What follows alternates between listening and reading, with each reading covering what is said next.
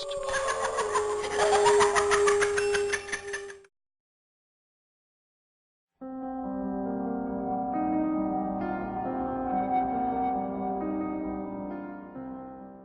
was early in the morning the day I met the man who called himself Alfred Nobody. Alfred was a nobody, as he put it. He enjoyed solving the problems of others. I first met Alfred during my shift at a local coffee shop. The shop was a little hole-in-the-wall place that only saw the faces of loyal customers. It's because of this that when Mr. Nobody walked into the shop, he immediately caught my attention. He wore a very slick, expensive-looking suit. His shoes shined like mirrors and appeared to be made of what I can only presume to be the finest leathers of wherever good leathers come from. Alfred's hair was white and combed back. It was very neat and tidy. He had a thin mustache and a goatee, which looked a little odd as they matched his hair color. Alfred stood in the doorway for a moment, opened up what looked like the black leather portfolio that he carried, and scanned the area. His demeanor was that of a businessman, or even someone official. I was a little wary of the man, as he could have been some kind of inspector. I watched Alfred as he scanned the room, his gaze sharp and powerful, until his gaze fell upon me. Our eyes locked. I was paralyzed and couldn't look away, and I honestly don't even remember blinking. Without looking away, Alfred snapped his folder shut and walked over to me. His heels clicked the floor rhythmically as he made his way to me. I remember how intense the feeling was as the clicks echoed in the almost empty shop. Alfred stopped in front of me, and the stillness in his face made me a little uneasy. My face must have given it away, because he cocked his head to the side and gave me a smile. His teeth were nearly stainless and perfect. He was a good-looking man, very handsome, regardless of his age. As I stood there, my mouth was dry, and it was hard to form the words I needed. To think about it now, I must have looked stupid. It was with great difficulty that I was finally able to muster up the right words. "Good morning, sir. How can I help you today?" was all I could manage. "Good morning, miss. I'm looking for a Catherine Soto. Now, I have reason to believe that might be you. Am I correct in assuming that you are indeed said person?" My heart stopped. I could feel the blood draining from my face. Alfred cut me off from that with a reassuring look on his face. "Don't worry, miss. You are not in any trouble. Well, actually, you are indeed in trouble, but not with myself. No, in fact, it is because of this trouble that I am here. Not to punish, but to assist you in that matter." His silky voice soothed my ears, and had it not been for the circumstances, I think I could listen to him talk all day long. Well, in truth, that's exactly what happened. Alfred went on to explain that he knew all about me and my troubles, and that he was there on the behalf of an anonymous party to help me rectify the situation, or so he said. I'll be honest, I was rather terrified in that moment. Here stood before me a man whom I had never met, let alone seen in my life before, who knew my name and somehow knew of my personal problems. "Look, Mr. Forgive me, miss. Where are my manners? My name is—" He paused for a moment, literally paused, almost as if he froze time, and then continued on. "Alfred Nobody." "Nobody?" I said aloud. "That's an odd name." It wasn't until the words came out of my mouth that I realized how rude that must have sounded, but Alfred, instead of being offended, chuckled. "Yes, indeed it is, but that, however, is my name." Alfred extended his hand outward towards a corner booth. "Will you sit with me, so that we may speak about this business?" As apprehensive as I was, Alfred seemed nice enough, and I found myself wanting more and more to take his offer. It was after a brief struggle with myself I decided to hear him out. We took a seat in the booth. He sat with his back against the wall. Alfred folded his hands over his portfolio, and as he did I noticed something strange. His fingernails. They were rather long and pointed. How did I miss that before? Alfred cleared his throat. I must have been staring. I looked back to meet his gaze. His eyes had a silver hue to them, slate-colored, almost like concrete. "So, before I begin, Catherine, I need to make something very clear. I am not a gift from above. I am not a god, nor am I a genie.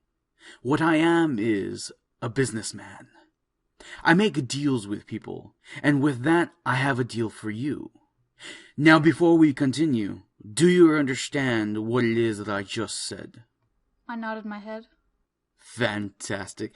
Now that you know who I am, I'd like to know a little bit more about you, if you permit. I'd like to ask you some questions so that I may better serve you." He spoke with such eloquence, I was enthralled by it. Alfred opened his portfolio and removed a pen from his coat pocket. The pen was beautiful, and it looked to me to be made of red marble, mixed with some black. It had a gold dragon scrawled into it. So magnificent. Let us begin. What is your full name? Catherine Lorraine Soto. Do you live in this town? Yes. Is your father Joseph Soto? Yes. Is your mother Ariana Soto?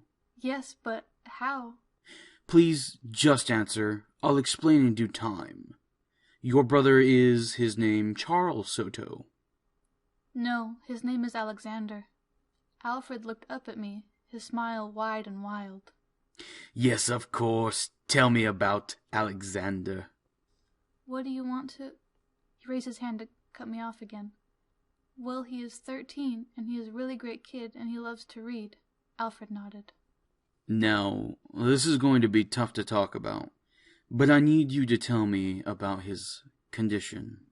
My jaw dropped. How did he know so much about our family? There was only a select few people who knew about Alex's condition. Alex has leukemia, I said. He nodded and asked me to continue.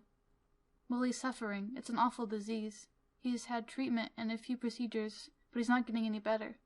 My parents won't admit it, but they aren't sure if he's going to make it. Tears began falling along my cheek. I was sad and bewildered that I was telling the stranger personal details about my life that I guard so secretly. Alfred handed me a handkerchief. It was red and smelled of cinnamon, silky and smooth to the touch. I thanked him and he asked me to continue. I talked for what seemed like ages about how great Alex was, how his optimism and caring nature really touched others. I told Alfred about how Alex never let his sickness put him down, and he was right there ready to cheer up the other kids afflicted with the same curse. Once Alfred was satisfied with the information I gave him, silent all the while, he spoke.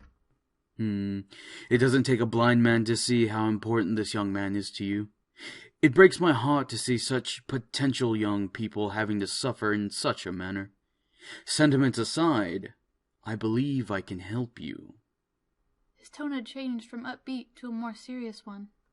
Catherine, I know you hate your job. I know your family struggles to pay the bills, and I know that without my help, Alexander will die. Horribly, I might add. I know, you keep asking yourself, how do I know so much about your family? But you see, that shouldn't be the question. What you should be asking is how I can help you make it all better. He paused, waiting for me. Finally getting what he wanted me to ask, I said, how do you... but was immediately cut off by him. Trade secret, and if I told you, I would have to kill you. His comical grin put a smile on my face. He continued. The point is, miss, I can help you, and I will help you if you're willing to pay the price. I was about to speak when he gave me a look. I closed my mouth and he spoke again. I know you have no money, but luckily for you, I am not a man who cares about money. No, what I desire is people. I was dumbfounded. What did he mean by people? Alfred somehow knew what I was thinking because he continued on. What I tell you now, Catherine, must never be repeated to another soul outside of a business proposal. For if you utter so much as a peep of my name to another whom you are not in business with, will cause not only your horrible end, but the horrible end of your family and loved ones in the most gruesome fashion. Do I make myself clear? His eyes burned into mine. It made me tremble. I nodded in agreement. Fantastic. Now here is my proposal. I will cure your brother of his ailment and clear your family of all debt. In exchange, you, my lovely girl, will join me and become a business person like myself.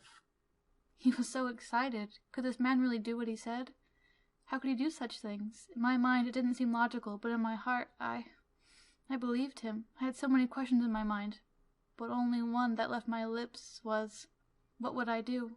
Well, my dear, you would make deals with others, such as we are doing now, but with whom you see fit to make deals with.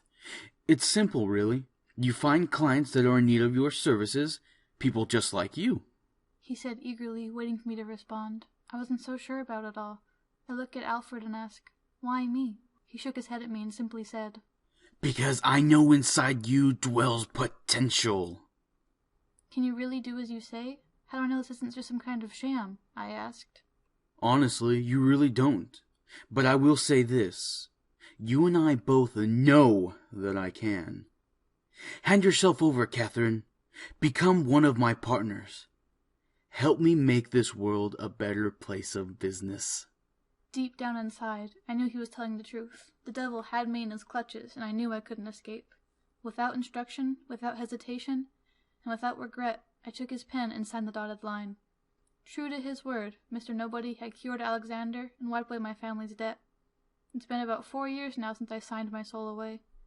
Just like the name implies, I became a nobody to that family, my name never uttered or thought of. However, the time ticks away and business is to be done. Now how about you? How can I be of service for you today?